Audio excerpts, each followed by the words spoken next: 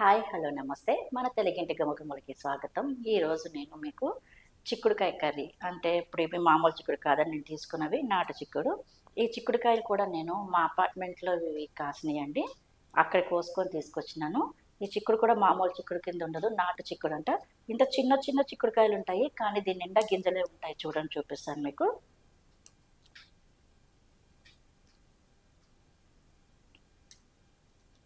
చూసారా, ఇంత చిన్న కాయ ఉంటుంది, కానీ మొత్తం అన్ని గింజలే ఉంటాయి. చాలా రుచిగా ఉంటుంది కూడా ఈ చిక్కుడుకాయ కర్రీ.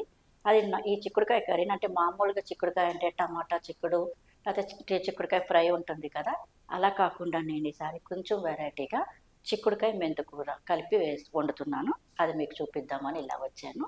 చూద్దాం పదండి.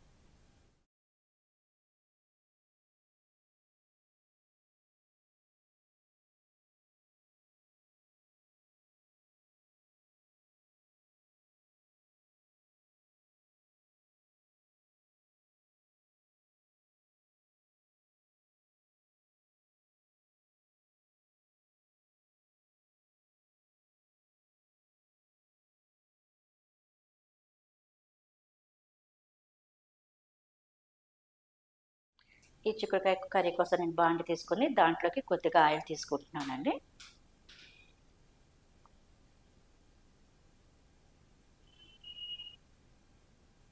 ఆయిల్ హీట్ ఎక్కిన తర్వాత కొద్దిగా జీలకర్ర, కొద్దిగా ఆవాలు వేసి వేయించుకోవాలి.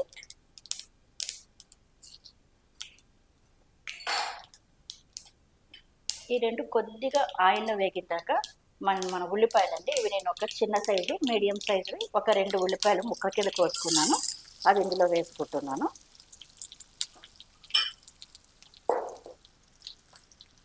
ఉల్లిపాయలు తొందరగా వేగాలంటే మనం పసుపు ఉప్పు తొందరగా వేస్తాం కదా, అట్లాగే కొద్దిగా పసుపు కొద్దిగా ఉప్పు వేసుకోండి.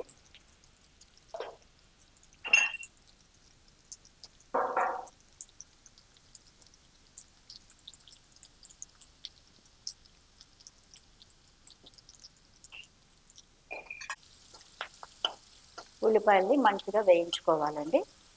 మనకి ఇది బ్రౌన్ షేడ్ వచ్చే వరకు ఈ ఉల్లిపాయలు వేగితే కనుక కర్రీ అన్నది మంచిగా టేస్ట్ కింద వస్తుంది.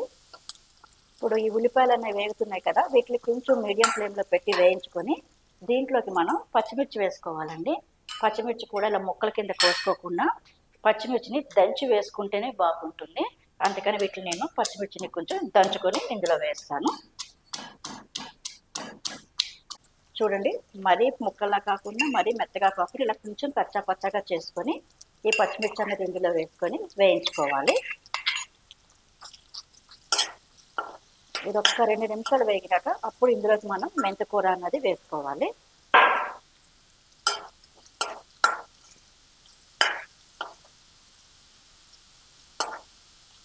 ఈ పచ్చిమిర్చి కూడా కొంచెం వేగింది కదా, ఇప్పుడు ఇందులోకి నేను మెంతం కూర తీసుకున్నానండి.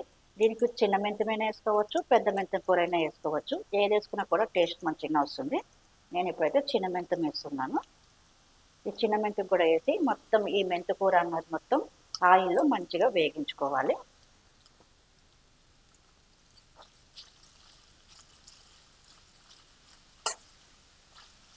ఈ మెంతం అన్నది ఆయిల్లో వేగితేనే చేదు అన్నది పోతుందండి.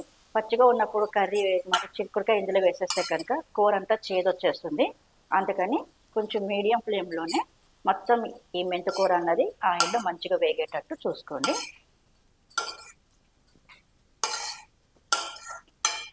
ఈ మెంతికూర ఇందులో వేగుతుంటుంది కదా, ఈలోగా మనము చిక్కుడుకాయలు ముక్కల కింద కోసి పెట్టేసుకుందాము. ఇలా ఇది కొంచెం వేగుతున్నప్పుడే మెంతికూర కొద్దిగా అల్లం వెల్లుల్లి పేస్ట్ కూడా ఇందులో వేసుకొని వేయించుకోవాలి. ఇప్పుడు ఈ అల్లం వెల్లుల్లి పేస్ట్ కూడా ఇందులో మొత్తం కలిపేసుకొని మంచిగా ఒక 2-3 నిమిషాలు ఈ మెంతికూర అన్నది ఈ ఆయిల్లో వేయించుకుంటే సరిపోతుంది. ఒక 5 నిమిషాలకి మనం చూద్దాము మెంతికూర ఎట్లా ఉడికింది అన్నది. చూశారు కదా, మంచిగా ఉడికిపోయింది ఇదంతా. ఇప్పుడు మనకి మెంతం కూరని ఈ అల్లం వెల్లుల్లి పేస్ట్ మంచిగా ఇందులో వేగేసరికి ఈ మూత తీయంగానే మంచి స్మెల్ అన్నది వస్తున్నది. ఇప్పుడు ఇందులోకి మనము చిక్కుడుకాయలు ఉన్నాయి కదా, ఇంట్లో ముందే కోసి పెట్టుకున్నాను. ఇప్పుడు నేను ఇవన్నీ మనం ఇందులోకి వేసేసుకోవాలి.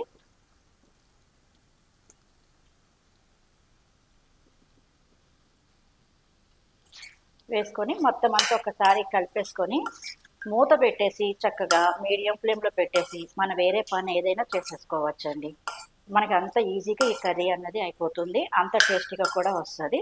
ఇప్పుడు దీనికి మూత పెట్టేసుకున్నామంటే ఒక 10 నిమిషాల్లో మంచిగా ఉడికిపోయి ఉంటుంది ఈ కర్రీ అంతానే. ఇప్పుడు నేను మూత పెట్టేసి ఒక 10 నిమిషాలు అట్లానే ఉంచేస్తాను. అది కూడా మీడియం ఫ్లేమ్లో నుండి హై ఫ్లేమ్ పెట్టద్దు.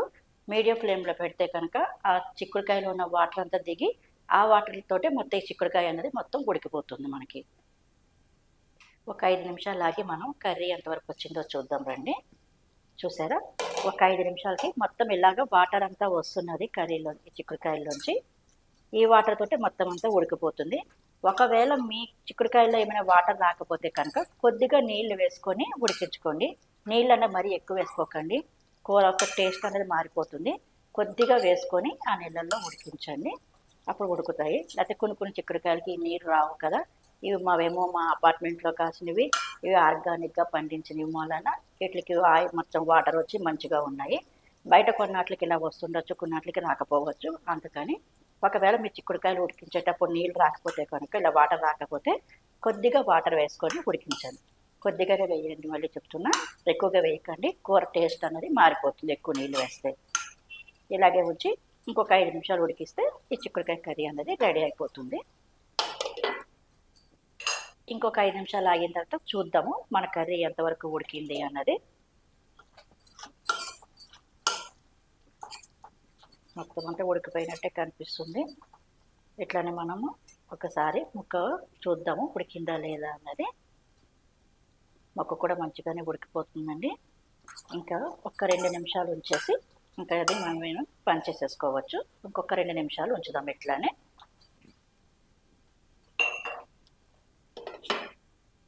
ఇంకొక 2 నిమిషాల తర్వాత మన కర్రీ ఎంతవరకు ఉడికిందో చూద్దాము.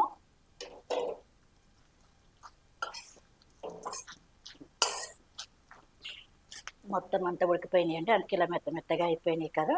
మొత్తం కర్రీ అంతా ఉడికిపోయింది. ఇప్పుడు దీంట్లోకి మనం చివరిగా కొత్తిమీర అన్నది వేసేసుకొని ఒకసారి మొత్తం కర్రీ అంతా కలిపేసుకొని స్టవ్ బంద్ చేసేసుకోవడమే. ఈ వేడికే మనకి కర్రీలోకి కొత్తిమీర ఫ్లేవర్ అన్నది పడుతుంది. ఒకసారి కలిపేసుకున్నాక స్టవ్ బంద్ చేసేసుకొని దీన్ని మనం సర్వ్ చేసుకోవడమేనండి. అయితే ఈ కర్రీ వండేటప్పుడు మనం ముఖ్యంగా గుర్తుపెట్టుకోవాల్సిన విషయాలు రెండు. ఒకటి, మనం మెంతి ఆకుని మట్టికి ఆయిల్లో మంచిగా వేయించుకోవాలి, లేదంటే కర్రీ మొత్తం చేదైపోతుంది. అదొక విషయం గుర్తుపెట్టుకోవాలి. రెండో విషయం ఏమిటంటే చిక్కుడుకాయని ఎక్కువగా నీళ్ళు వేయకోకుండా కొంచెం వాటర్, మరి నీళ్ళు రాకపోతే కొంచెం వాటర్ వేసుకొని సిమ్లో కానీ మీడియం ఫ్లేమ్లో పెట్టుకొని ఉడికించుకుంటేనే కర్రీ అన్నది మంచి టేస్ట్ అనేది వస్తుంది. ఎక్కువ నీళ్ళు వేసేసి హైలో పెట్టి ఉడికించేసినామంటే కూర అన్నది అసలు టేస్ట్ అన్నదే రాదు. ఈ 2 విషయాలు గుర్తుపెట్టుకొని ఈ కర్రీ చేస్తే కనుక చాలా టేస్టీగా వస్తుంది. పిల్లలకు కూడా మంచిగా నచ్చుతుంది. ఎందుకంటే ఇందులో ఆకుకూర ఉంటుంది, ఇంకా మామూలు వెజిటేబుల్స్ కూడా ఉంటాయి కాబట్టి మనకి 2 ఆరోగ్యానికి మంచిగా ఉంటాయి. ఇట్లా ఒకసారి వండి మీరు కూడా ట్రై చేయండి.